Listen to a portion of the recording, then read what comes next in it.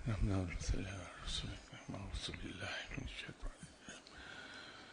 اللہ الرحمن الرحیم. السلام علیکم خواتین و حضرات.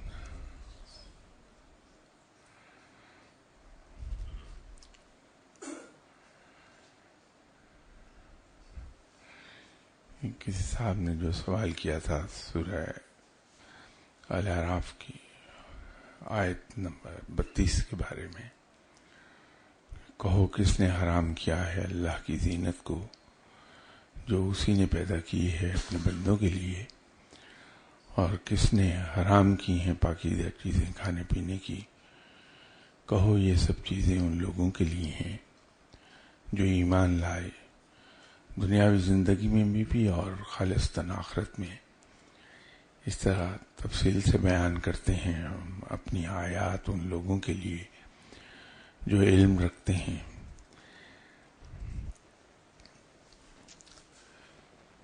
سورہ اعراف مکی سورہ ہے، مکہ مکرمہ کے قیام کے دوران یہ نازل ہوئی تھی، اور قرآن کی ترتیب کے مطابق یہ 7ویں سورہ ہے، اور ترتیب نزولی کے مطابق یہ 39ویں سورہ بنتی ہے. اس میں کل 206 آیات ہیں، اور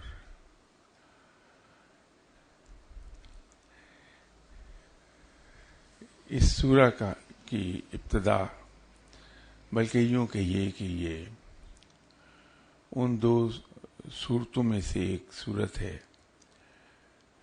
جس کو شروع کیا گیا ہے 4 حروف مقطعات سے بیک وقت: الف لام میم صاد.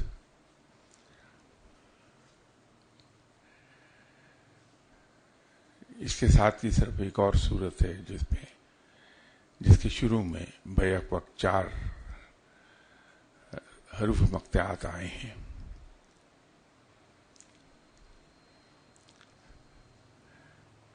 اور یہی ایسی سورہ ہے کہ جس میں جناب حضرت آدم علیہ السلام کا قصہ دوبارہ سے بیان ہوا ہے.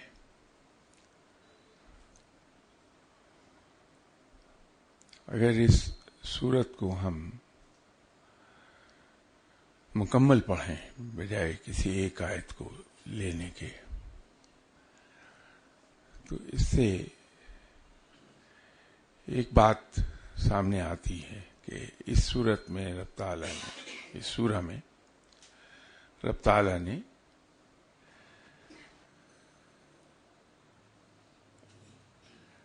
انسان کو ڈرایا ہے، انسان کو عبرت دلائی ہے کہ کسی طرح سے وہ راہ راست پر آ جائے.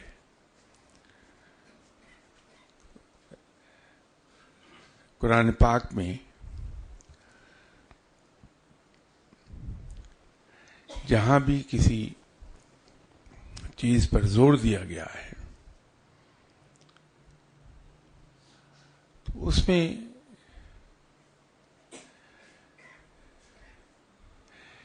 ایک خاص انداز اپنایا ہے رب تعالیٰ نے. جیسے اپنے بارے میں اس نے کہا نہیں ہے کوئی لائق عبادت سوائے اللہ کے.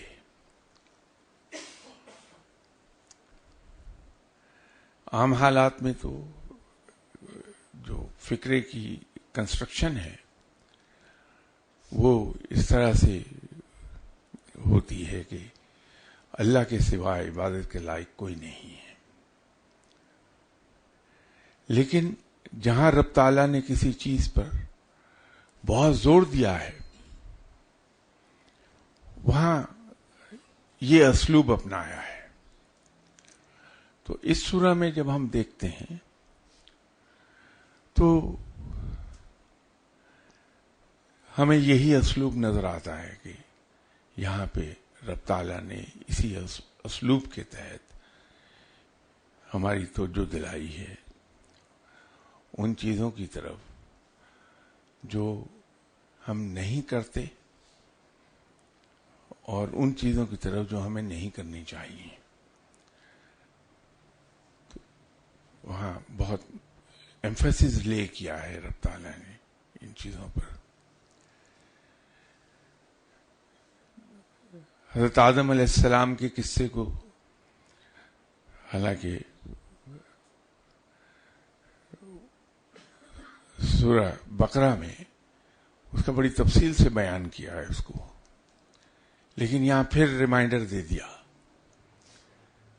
کہ ہمارے ذہن سے محو نہ ہونے پائے وہ سارا قصہ اور ہم اس سے سبق سیکھتے رہیں. اسی طرح یہ آیت جو کسی صاحب نے اس کے بارے میں پوچھا تھا، اب اس کو اگر دیکھیں تو اس کے اندر یہی اسلوب اختیار کیا ہے رب تعالیٰ نے. کہو کس نے حرام کیا ہے؟ اللہ کی زینت کو جو اسی نے پیدا کی ہے.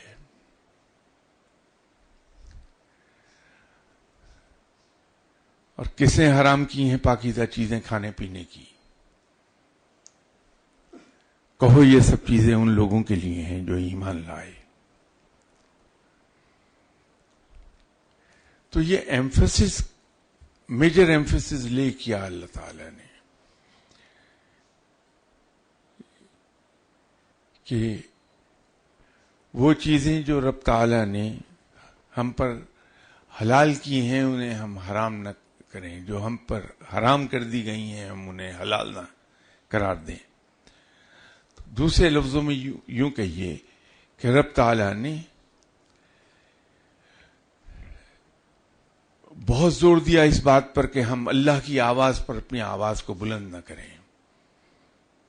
جو چیز رب جائز قرار دے دیں ہم اس کو ناجائز قرار نہ دیں کسی طرح، اور جس کو رب ناجائز قرار دے دے ہم اسے جائز نہ کریں.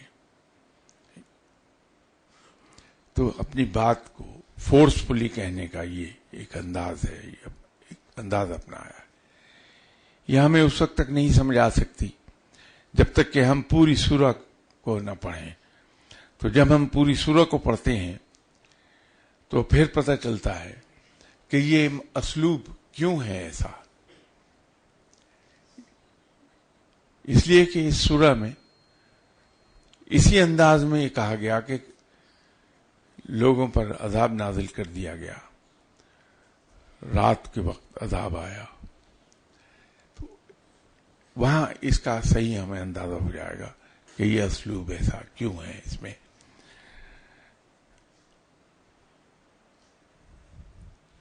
اور اس کا اگلا حصہ کہ کہو یہ سب چیزیں ان لوگوں کے لیے ہیں جو ایمان لائے دنیاوی زندگی میں بھی اور خالص آخرت میں.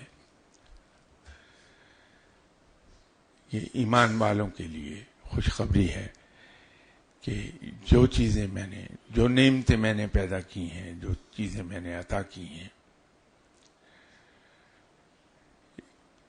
جو ایمان لے آئیں گے وہ ان چیزوں سے استفادہ حاصل کریں گے اس دنیا میں بھی. یہ درست ہے کہ جو نان بلیورز ہیں، جو ایمان نہیں لائے ہیں، وہ ان چیزوں کو اس دنیا میں تو شیئر کر لیں گے، لیکن آخرت میں ان کے لیے کچھ نہیں ہوگا. وہاں صرف اور صرف ایمان والے ہی رب کی ان نعمتوں سے استفادہ کر پائیں گے، جن نعمتوں سے وہ دنیا میں استفادہ کرتے تھے. جو نعمتیں ایمان والوں کو دنیا میں حاصل تھیں، آخرت میں صرف اور صرف ایمان والوں کے لیے ہوں گی، وہ نان بلیورز کے لیے نہیں ہوں گی.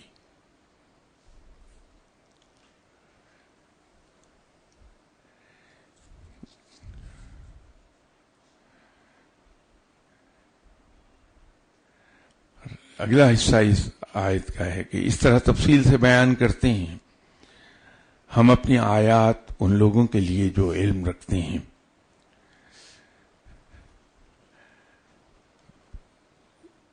جو رب تعالیٰ نے ایک بات یہ فرمائی کہ علم والا اور بے علم کبھی برابر نہیں ہو سکتے، جاننے والا اور نہ جاننے والا کبھی برابر نہیں ہو سکتا. یہ آیت اس کو ایکسپلین کر دیتی ہے کہ اللہ تعالیٰ نے جو کلام اتارا ہے جو ہم تک آپ صلی اللہ علیہ وسلم کے ذریعے پہنچا، جو لوگ علم رکھتے ہیں اس پیغام کی گہرائی کو وہ پہنچ جاتے ہیں، اس کلام میں کہی گئی باتوں کی تہ تک جا پہنچتے ہیں. اسی لیے جگہ جگہ صرف یہی نہیں کہا گیا، جگہ جگہ اس بات کو رب تعالیٰ نے قرآن میں کئی جگہوں پر واضح کیا ہے کہ علم والوں کے لیے عبرت ہے اس میں، کہ جو صاحبان علم ہیں وہ اس کی گہرائی کو پہنچتے ہیں، اس کی اصلیت کو جاننے لگتے ہیں. ان کے لیے علم ہے. کئی جگہوں پر یہ آیات ہم نے اہل علم کے لیے اتاری ہیں، علم رکھنے والوں کے لیے اتاری ہیں. کئی جگہوں پر یہ ہے کہ ان آیات میں علم والوں کے لیے عبرت ہے.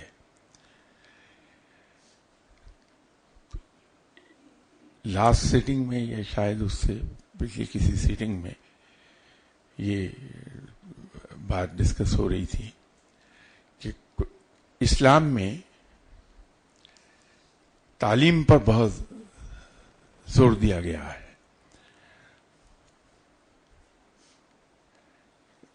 جنگ بدر میں جب مسلمانوں کے پاس وسائل نہیں تھے، بالکل ہتھیار پورے نہیں تھے، سواری پوری نہیں تھی، تو بظاہر تو ضرورت اس بات کی نظر آ رہی تھی کہ جو جنگی قیدی پکڑے گئے ہیں جنگ بدر میں، ان پی او ڈبلیوز سے جزیہ لے کر انہیں رہا کر دیا جائے تاکہ مسلمانوں کی مالی ضروریات پوری ہو سکیں. لیکن یہ سوچ ہم جیسے کوتاہ نظر لوگوں کی ہو سکتی ہے، لیکن آپ صلی اللہ علیہ وسلم جیسے جلیل القدر رسول، جو امام الانبیاء ہیں، جو محبوب ربانی ہیں، آپ کی نظر بڑی دور. تو آپ صلی اللہ علیہ وسلم نے وہ لوگ جو جزیہ نہیں دے سکتے، وہ 2 مسلمانوں کو تعلیم دے دیں اور وہ آزاد ہیں. تو قرآن میں رب بار بار وہی علم والوں کی بات کرتا ہے. تو علم کا حصول بہت ضروری ہے کہ اسلام کو سمجھنے کے لیے بھی ہمیں علم کی ضرورت ہے. ہم ظاہری معنوں کو دیکھتے رہیں گے، اس کی گہرائی تک نہیں پہنچ پائیں گے. تو رب تعالیٰ نے بہت سی جگہوں پہ قرآن میں یہ فرما دیا ہے اہل علم کا. تو یہ آیات جو ہیں ان کے بارے میں بھی رب تعالیٰ نے یہی کہا کہ ان آیات میں ان لوگوں کے لیے جو علم رکھتے ہیں وہ ہم بیان کرتے ہیں ان کے لیے.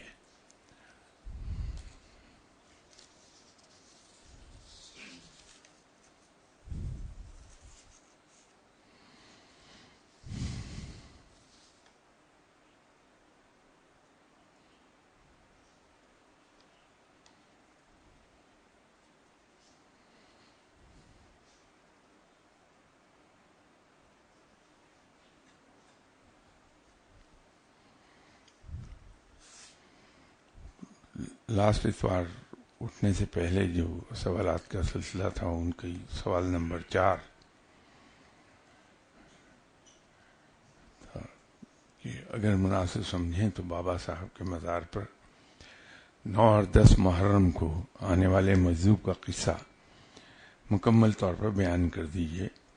کیا وہ مجذوب اب بھی زندہ ہیں یا ان کی جگہ کسی اور مجذوب یا سالک نے لے لی ہے؟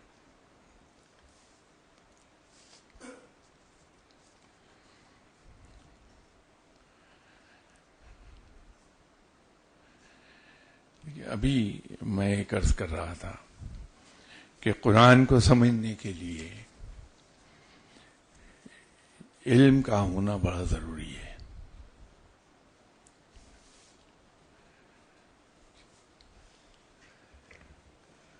اب علم کے حصول میں تکلیفیں بھی ہیں اور محنت بھی ہے.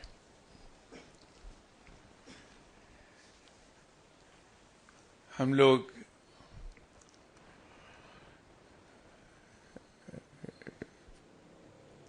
انسانی فطرت کے مطابق ہم سبھی یہ چاہتے ہیں کہ بغیر محنت کے بغیر کسی کوئی تکلیف اٹھائے ہمیں علم حاصل ہو جائے. اور اسی سلسلے میں ہم جب قصے کہانیاں پڑھتے ہیں تو یہ چیز ہمیں لبھاتی بہت ہے.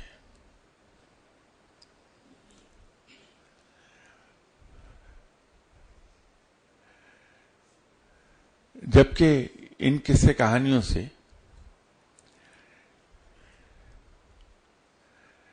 علم ہمیں بالکل حاصل نہیں ہوتا. ایک امکان ضرور پیدا ہوتا ہے کہ شاید یہ قصے کہانیاں ہمیں انسپائر کر دیں، اور وہ انسپائریشن بھی کوئی زیادہ دیر پا نہیں ہوتی، ایک آدھ دن میں محو ہو جاتی ہے.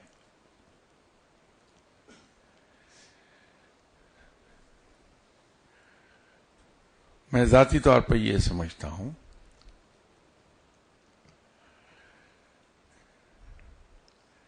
کہ ہم اگر ان قصے کہانیوں میں نہ پڑھیں بلکہ جو لوگ اس کا مرکزی کردار ہوتے ہیں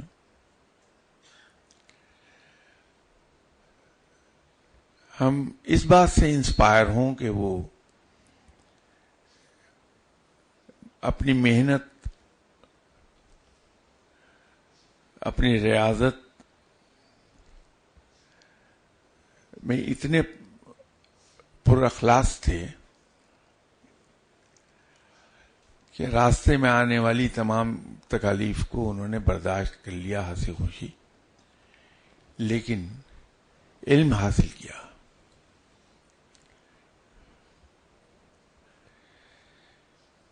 جب ہم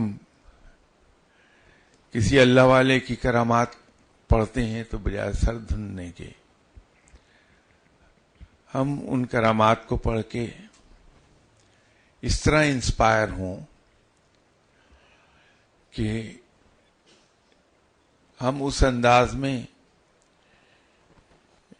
محنت کر لیں، تگ و دو کر لیں اور تکالیف کو ہنسی خوشی برداشت کر لیں تاکہ ہم اس مقام پر جا پہنچیں. تو بجائے اس کے کہ ہم بزرگوں کی کرامات پڑھ کر سر دھنیں، لوگ ہماری کرامات کو پڑھ کے سر دھننا شروع کر دیں. وہ صرف ایک ہی صورت میں ممکن ہوگا،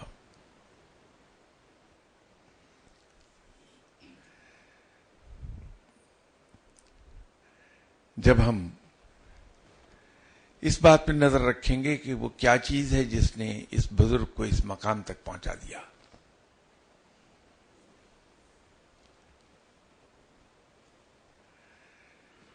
کسی صاحب نے مجھ سے، بچے نے خواہش کا اظہار کیا کہ میں تعلیم چھوڑ کر پولیس میں جانا چاہتا ہوں، ASI بھرتی ہونا چاہتا ہوں، تو آپ دعا کر دیجئے کہ میں ASI ہو جاؤں. تو میں نے اس بچے سے عرض کی کہ بیٹا یہ دعا تو کوئی مشکل نہیں ہے، دعا تو کوئی بھی کر لے گا. لیکن میں آپ سے ایک سوال پوچھنا چاہتا ہوں کہ آپ اپنی تعلیم ادھوری چھوڑ کے ایسا ہی ہو جائیں گے پولیس میں؟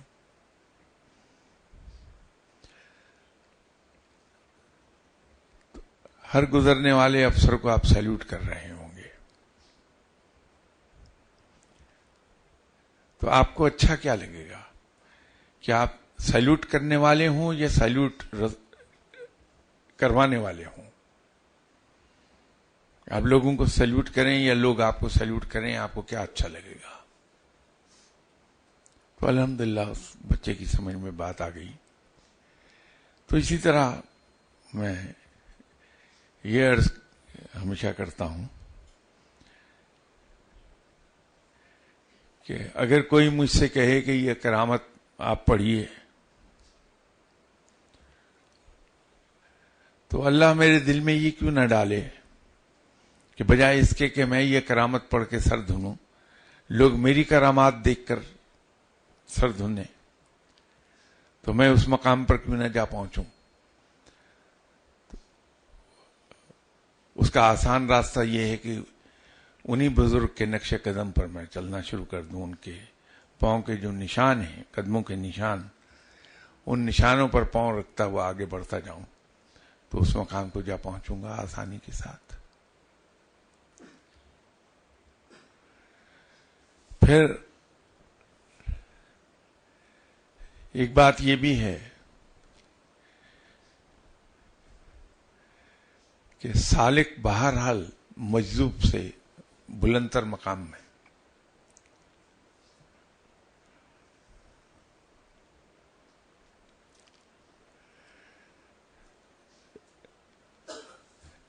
آپ نے کبھی دیکھا ہوگا کہ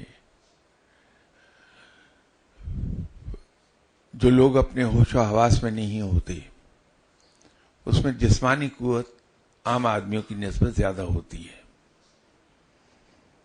وہ ایک عام آدمی کی نسبت زیادہ بوجھ اٹھا لیں گے، زیادہ وزنی چیز کو پش کر لیں گے.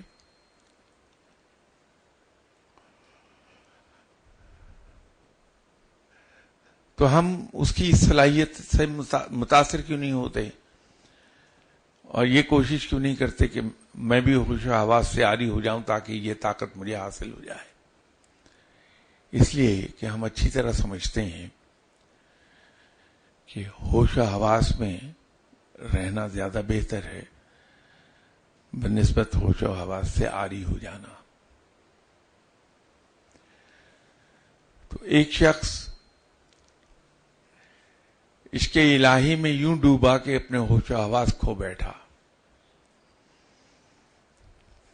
اب اس کو یہ اندازہ نہیں ہے کہ اس سے کیا حرکت سرزد ہو رہی ہے. وہ بے لباس ہے، راہ چلتے ہوئے الٹی سیدھی حرکتیں کر رہا ہے،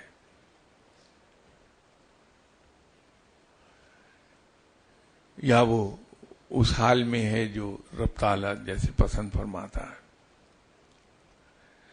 تو ایک کیفیت یہ ہے. پھر جو مجذوب ہے اس کی زبان سے کسی کے لیے اچھے کلمات نکل رہے ہیں، کسی کے لیے نقصان دہ کلمات نکل رہے ہیں، اس کو کوئی ہوش نہیں ہوگا، وہ جو چاہے گا وہ کہہ دے گا. اس کی نسبت سالک پر پابندی ہے رب تعالیٰ کی طرف سے کہ وہ کسی کے خلاف بددعا نہیں کر سکتا.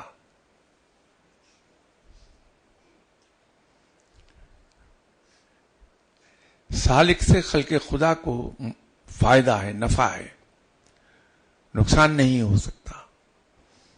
اور آپ صلی اللہ علیہ وسلم کی حدیث ہے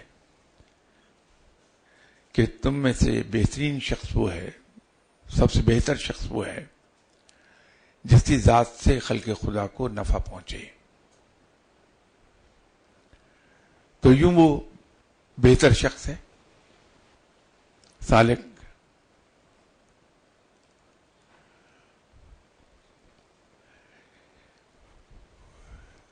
وہ کیا حرکتیں کر رہا ہے،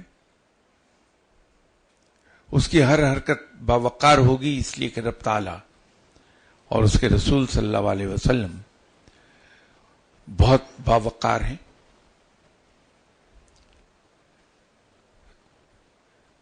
اس کا اٹھنا بیٹھنا چلنا پھرنا گفتگو سب باوقار ہوگی کہ یہ سنت رب بھی ہے، سنت رسول صلی اللہ علیہ وسلم بھی ہے.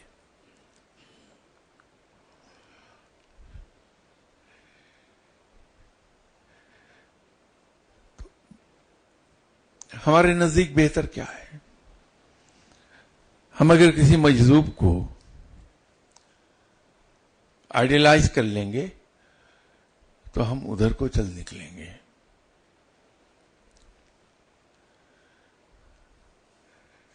اور اگر کسی سالک کو آئیڈیلائز کر لیں گے ہم تو ہمارے رویے باوقار ہوتے چلے جائیں گے.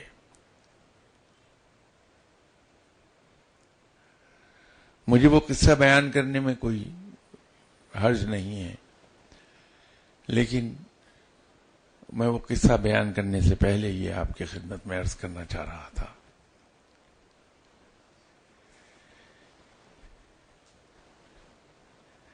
یہ سب چیزیں اس لیے پیش آتی ہیں ہمیں کہ ہمارے کانسیپٹس آج بھی تصوف کے بارے میں کلیئر نہیں ہیں. ہم آج بھی تصوف کو، روحانیت کو ماورائے فطرت قوتوں کے حصول کو سمجھتے ہیں، جبکہ ایسا ہے نہیں.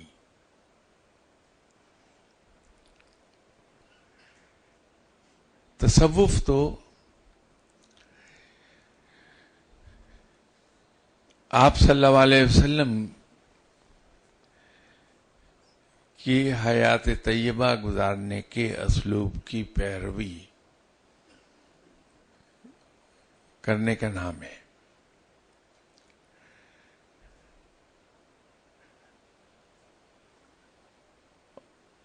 And to the extent humanly possible.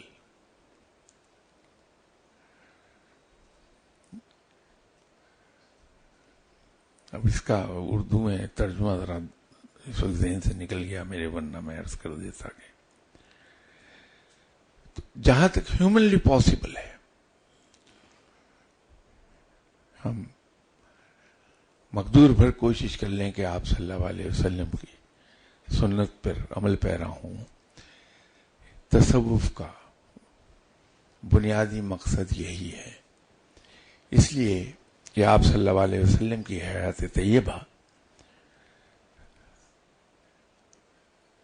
عملی قرآن ہے، وہ نمونہ ہے قرآنی احکامات کا عملی صورت میں کہ رب تعالی اپنے بندے سے کس طرح چاہتا ہے کہ وہ زندگی گزارے.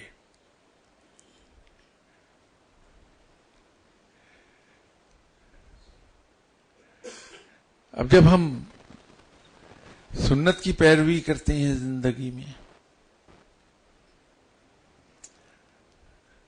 تو ہمیں ایک بات یاد رکھنا چاہیے کہ اس راہ میں دقتیں بہت آئیں گی.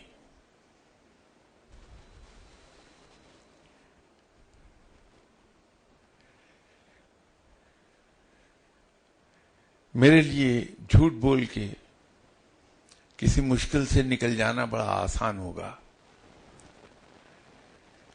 لیکن جب میں آئیڈیلائز کرتا ہوں آپ صلی اللہ علیہ وسلم کو تو میں جھوٹ بول نہیں سکتا. تو مجھے اگر کوئی پوچھے کہ یہ تم نے غلط کام کیا تو میرا امیڈیٹ رپلائی یہ ہوگا کہ جی یہ میں نے ہی کیا ہے.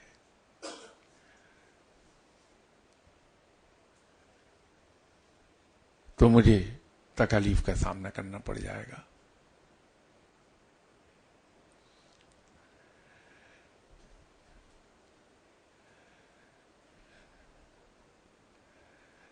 میرے یہاں مہمان آ گیا اور میرے پاس خود کچھ کھانے کو نہیں ہے، تو جو کچھ اویلیبل ہے مہمان کو کھلا دوں گا،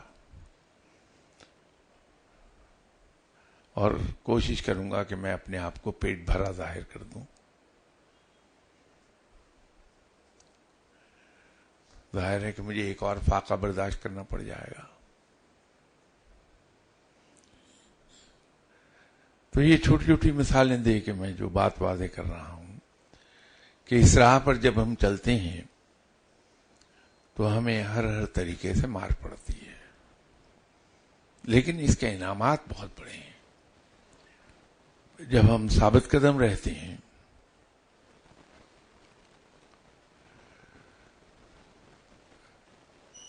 تو پھر انعامات کے بھی حقدار ہم ہی ہوتے ہیں، یہاں بھی اور آخرت میں بھی.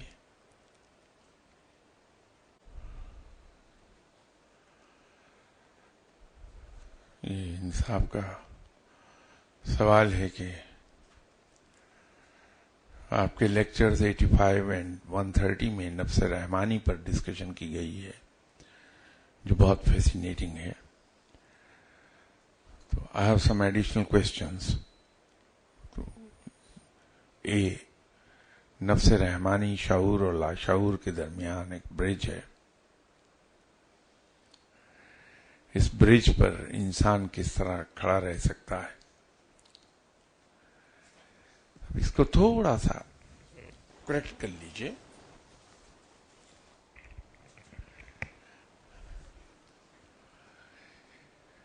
نفس رحمانی برج نہیں ہے between conscious and sub conscious.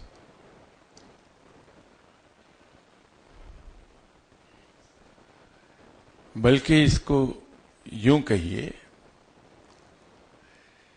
کہ جب ہم اپنے لاشعور پر پوری طرح قابو پا لیتے ہیں، اس کو ہم اپنی قوت ارادی کا سبارڈینیٹ کر لیتے ہیں،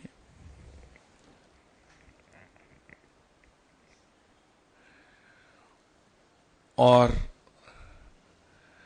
اپنے کانشیس مائنڈ کو ہم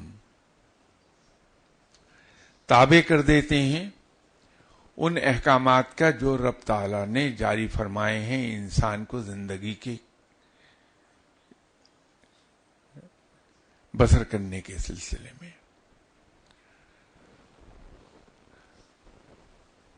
تو وہ نفس رحمانی ہو جاتا ہے.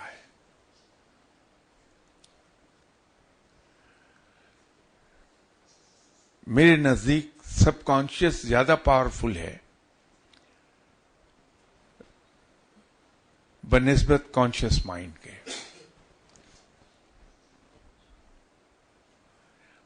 ہم سے بیٹھے ہوئے جو حرکات انجانے میں نادانستہ طور پر سرزد ہوتی ہیں، گفتگو کرتے ہوئے جو الفاظ ہم استعمال کر جاتے ہیں نادانستہ طور پر، تو سمجھدار اور عقل مند لوگ وہیں سے ہمارے بچپن کا احوال جان جاتے ہیں کہ ہم نے بچپن کن حالات میں گزارا ہے، وہ کس طرح سے کہ بچپن کی سیکھی ہوئی چیزیں ہمارے لاشعور کا حصہ بن جاتی ہیں، وہ نہیں نکلتی وہاں سے. کانشیس مائنڈ کو ہم ٹرین کر لیتے ہیں. بچپن کے بعد کی جو ہم نے تعلیم حاصل کی ہے، سیکھا ہے لوگوں سے، انوائرمنٹ سے، رشتہ داروں سے، دوست احباب سے، تو اس کے ذریعے ہم اپنے کانشیس مائنڈ کو سنوارتے چلے جاتے ہیں. تو وہاں ہمارا کنٹرول پورا ہوتا ہے. لیکن جب ہم روانی میں گفتگو کر رہے ہوتے ہیں تو جو الفاظ استعمال کرتے ہیں وہ ہماری بیک گراؤنڈ کا مظہر بن جاتے ہیں. جو حرکت ہو جاتی ہے ہم سے. اب ایک چھوٹی سی ایگزامپل میں دے دیتا ہوں کہ ایک آدمی کی بیک گراؤنڈ ہمبل ہے،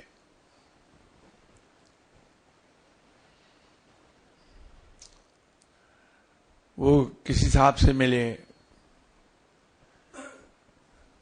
کھڑے باتیں کر رہے ہیں، اور باتیں کرتے کرتے انہوں نے اپنی روانی میں ایک جملہ ادا کیا کہ آئیے آپ کو کھانا کھلاؤں.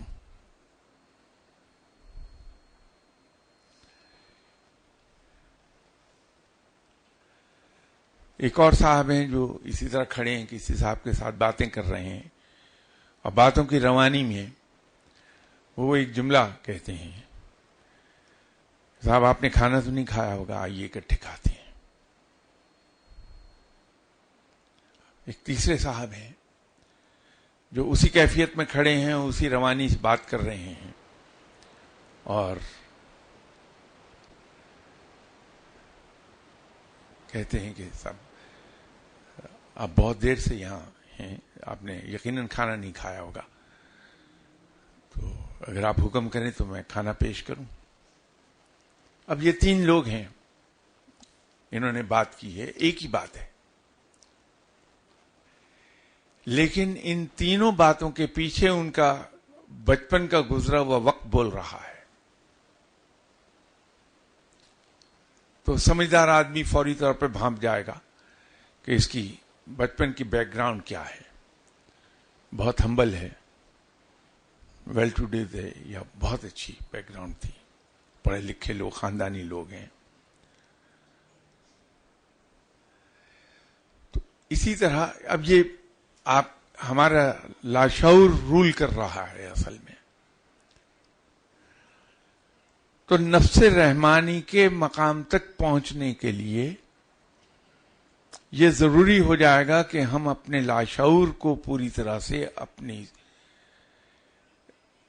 جبلت کے ماتحت کر دیں، اور جبلت کو ہم ٹرین کر لیں احکامات الہی کے تحت.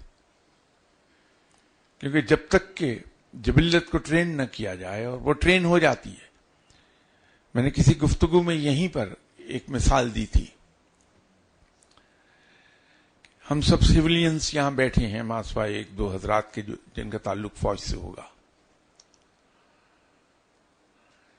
یہاں دھماکہ ہو تو ہمارا پہلا ریئیکشن، فوری ریئیکشن یہ ہوگا کہ ہم اٹھ کے کھڑے ہو کے دیکھنے کی کوشش کریں گے کہ دھماکہ کہاں ہوا، اور اس پروسیس میں ہم سب زخمی ہو جائیں گے.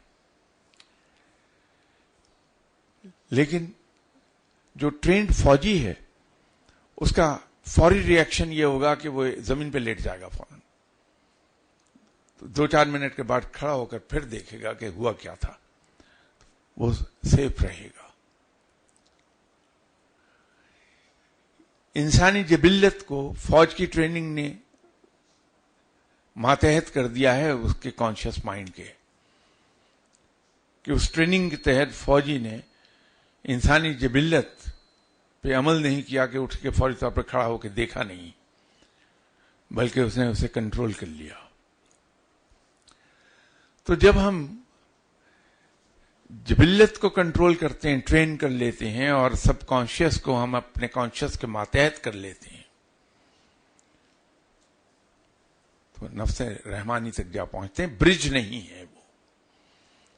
جو برج اگر ہوگا تو وہاں کمپرومائزز ہوں گی between sub conscious and conscious mind.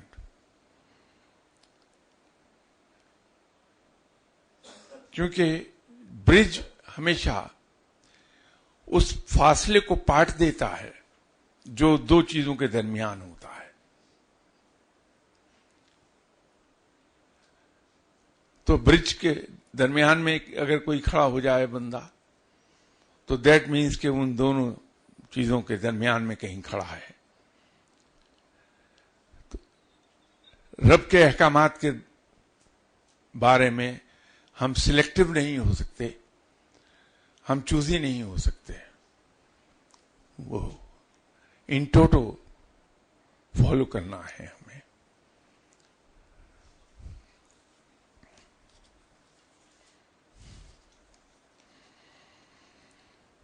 اسی سوال کا دوسرا حصہ ہے کہ نیند کی کمی سے انسان نفس رحمانی تک پہنچ تو جاتا ہے، مگر امیڈیٹلی لاشعور میں سلپ کر جاتا ہے. کیا نفس رحمانی پر کنٹرول محنت کر کے حاصل کیا جا سکتا ہے یا یہ صرف عطا الہی ہے؟ اس کو ابھی میں نے ایکسپلین کیا کہ نفس رحمانی تک ہم پہنچیں گے کیسے. وہ سراسر محنت ہے، کنٹرول ہے اپنی ذات پر، اپنی جبلتوں پر کنٹرول ہے، اپنے خواہشات پر کنٹرول ہے. تو یہ سب محنت کی چیزیں ہیں. بغیر محنت کے اس میں سے کوئی چیز حاصل نہیں ہوگی. عطا الہی بے شک برحق ہے، لیکن عطا الہی کو ریسیو کرنے کے لیے بھی ایک محنت کی ضرورت ہے.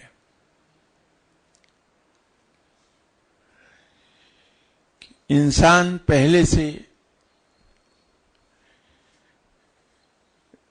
جو ہوش سے پہلے کا زمانہ ہے اسی سے ہی اس انداز میں وہ گزر رہا ہوتا ہے کہ وہ کوالیفائی کر جاتا ہے عطا الہی کے لیے کہ رب تعالیٰ راضی ہو کے اس کو انعام میں نفس رحمانی بخش دے.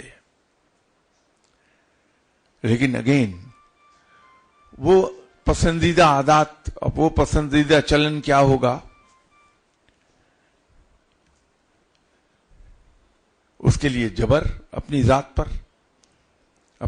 پر کنٹرول. ابھی کل ایک صاحب میرے پاس تشریف لائے تھے ڈنمارک سے، سید. ان کا فرمانا یہ تھا کہ مجھے کئی چیزیں بگ کر رہی ہیں، بہت پریشان کر دیتی ہیں، بے چین کر دیتی ہیں. انہوں نے فرمایا کہ ایک تو یہ چیز کہ مجھے یہ احساس ہے کہ میں لوگوں کو انکریج کرتا ہوں کہ وہ مجھے ایکسپلائٹ کر لیں.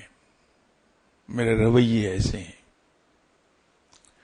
کہ لوگ مجھے ایکسپلائٹ کرنے کے بارے میں انکریج ہو جاتے ہیں. تو اور اسی طرح کچھ باتیں بتائیں. تو اٹھتے ہوئے مجھ سے انہوں نے ایک بات فرمائی کہ مجھے روحانیت کا بہت شوق ہے، اس راہ پر میں چل سکتا ہوں.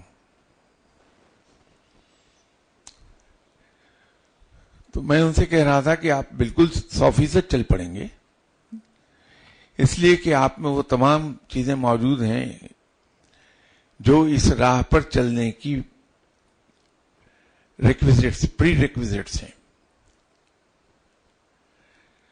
اور ان میں ایک یہ ہے کہ آپ لوگوں کی زیادتی اور جبر کو ہنس کے برداشت کر جائیں. جس کو آپ یہ کہہ رہے ہیں کہ لوگ میرے رویے سے انکریج ہوتے ہیں کہ وہ مجھے ایکسپلائٹ کر لیں، تو انگریزی میں کہہ رہے تھے کہ I let people exploit me.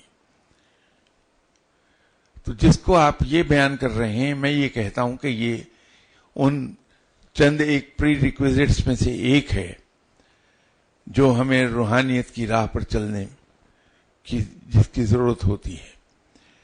تو جب ہم اپنی ذات کو مٹا دیتے ہیں اور ہمارے لیے دوسرے ہی سب کچھ ہوتے ہیں. ایک چھوٹی سی بات ہے کہ اگر آپ میں سے کوئی صاحب مجھے گالی دیں تو میرا ریئیکشن یہ ہوگا کہ میں مائک اٹھا کے اس کے سر میں دے ماروں. اب اس ریئیکشن کے ساتھ میں اللہ کی راہ پر کیا چلوں گا؟ کہ آپ صلی اللہ علیہ وسلم نے کسی ایسے موقع پر کہ کسی نے ہرزہ سرائی فرمائی کی ہے تو آپ صلی اللہ علیہ وسلم نے ریئیکشن ہی شو نہیں کیا. آپ صلی اللہ علیہ وسلم کا ریئیکشن تو پیار و محبت کا تھا.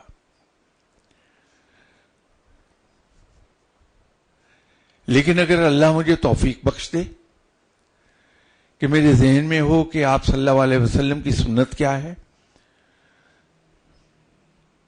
تو جہاں کسی نے میرے ساتھ زیادتی کی تو بجائے اس پہ جوابی وار کرنے کے، میں اگر اس سے یہ پوچھ لوں کہ بھائی میں معافی چاہتا ہوں، میں نے یقیناً آپ کو دکھ پہنچایا جو آپ نے یہ رویہ میرے ساتھ رکھا، میرے ذہن میں نہیں کہ میں نے کب آپ کو دکھ دیا. تو اگر آپ مجھے پوائنٹ آؤٹ کر دیں تو میں آپ سے ایک بار پھر معافی مانگ لوں اور اس کے لیے آپ کو کمپنسیٹ کر دوں.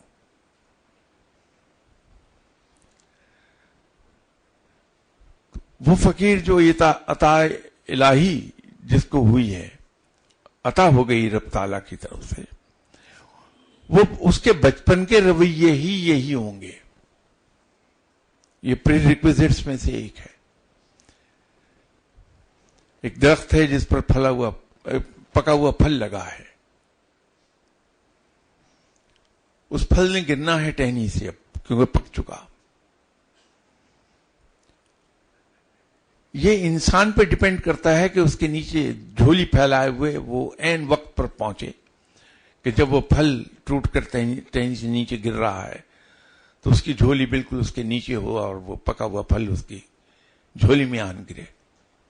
تو محنت ہے کہ اس کو یہ دیکھنا ہے پکا ہوا پھل کہاں ہے، اور پھر وہ اس انداز میں دوڑتا ہوا آئے کہ عین پھل کے نیچے پہنچے اور جھولی پھیلا دے تاکہ پکا ہوا پھل اس کی جھولی میں گر جائے. تو عطا الہی کے لیے بھی آپ کو پری ریکویزٹس چاہیے.